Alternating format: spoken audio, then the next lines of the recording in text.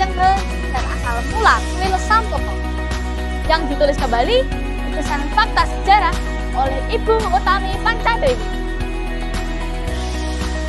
Jika Yewa, jika sensi sepenyantan, bulan yuke waseji, ni bansoke ini. Selamat menyaksikan.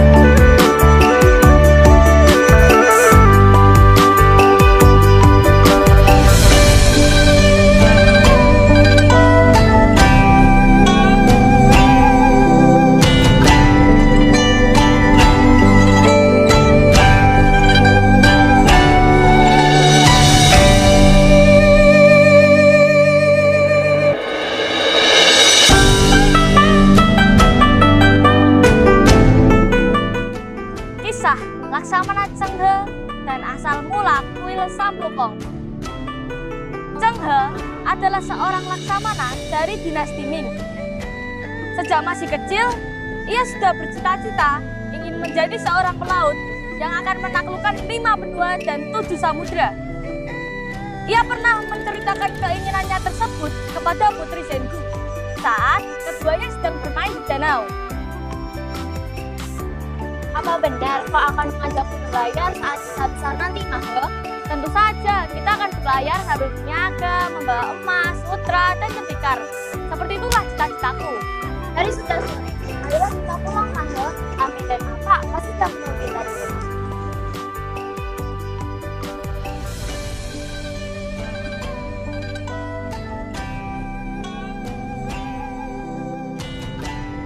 Rupanya, itu adalah pertemuan terakhir antara Mahe dengan Putri Zhengu.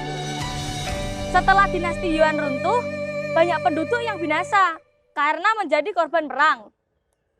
Kaisar dari dinasti Ming menyuruh bala tentaranya menangkapi anak-anak lelaki untuk dibawa ke istana. Mereka harus mengabdi kepada kaisar. Salah satu anak yang ditangkap itu adalah Mahe.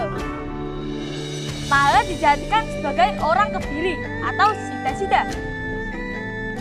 Di istana, ia bersahabat dengan Pangeran Yang Wang, yakni putra kaisar yang pertama.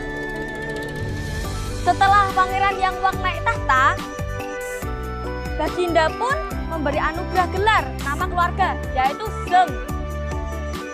Sejak itu, nama Mahe berubah menjadi Cheng He atau Cheng He.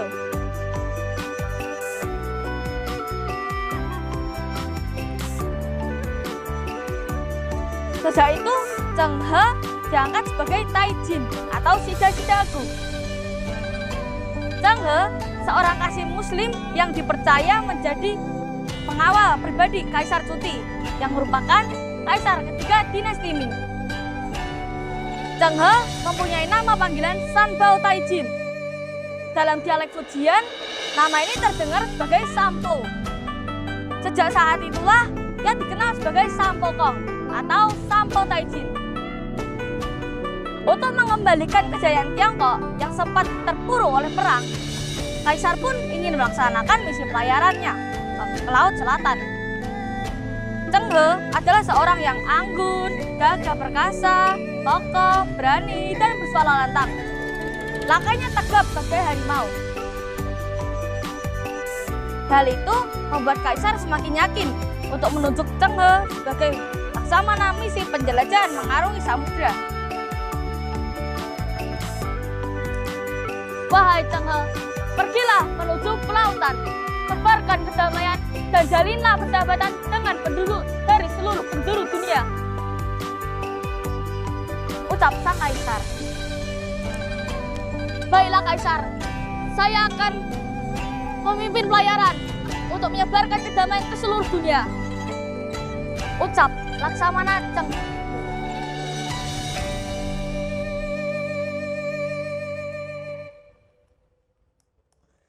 Pada tahun 1405, berkumpullah ribuan orang di pelabuhan Liujiagang, kota Suzhou di provinsi Jiangsu. Mereka ingin melepas keberangkatan Laksamana Cheng He yang hendak pergi berlayar. Ia membawa 307 kapal berukuran raksasa, mengangkut 28.000 orang yang terdiri dari ahli pertukangan, ahli pertanian, dan lain-lain.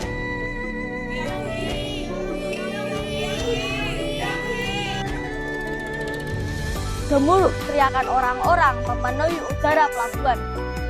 Seorang gadis cantik berlari-lari menerobos kerumunan. Dialah Putri Zhengu.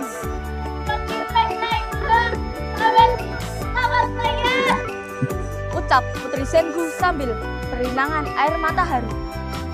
Maka kapal-kapal itu pun berlayar menembus samudra. Ekspedisi mereka membawa misi militer, perdagangan, dan kebudayaan.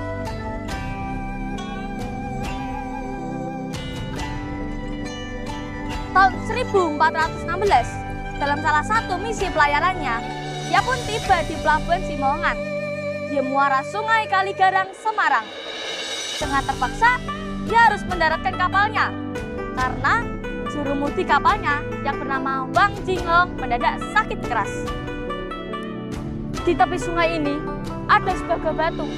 Sebaiknya kita berlabuh dan beristirahat di sini, sampai Wang Jinghong sembuh. Ucap Laksamana Cheng He.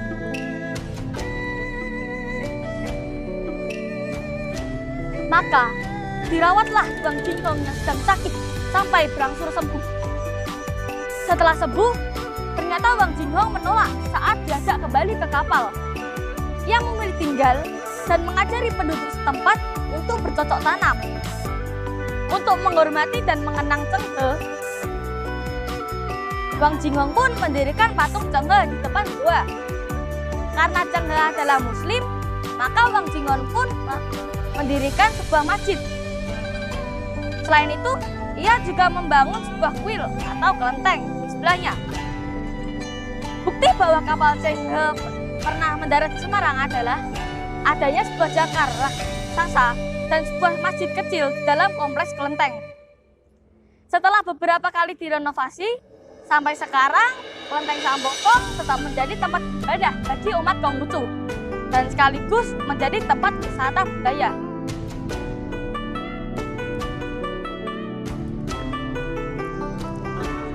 Demikian tadi cerita asal mula kelenteng Sambokong dan kisah Laksamana Cheng He. Hikmah yang dapat kita petik dari cerita ini adalah yang pertama, tetaplah teguh dan bersemangat dalam menggapai cita-cita. Dan yang kedua, marilah kita saling menghormati dan saling bertoleransi, apapun agama dan suku bangsa kalian. Jika kalian penasaran, silakan berkunjung ke Kelenteng Gedong Batu Semarang. Tentu saja dengan tetap menjaga protokol kesehatan ya. Sekian cerita dari saya. Jangan lupa like, comment, and subscribe ya. Tetap semangat, salam literasi, ayo membaca. Wassalamualaikum, Shalom, Om Swastiastu, Namo Buddhaya, Salam Kebajikan.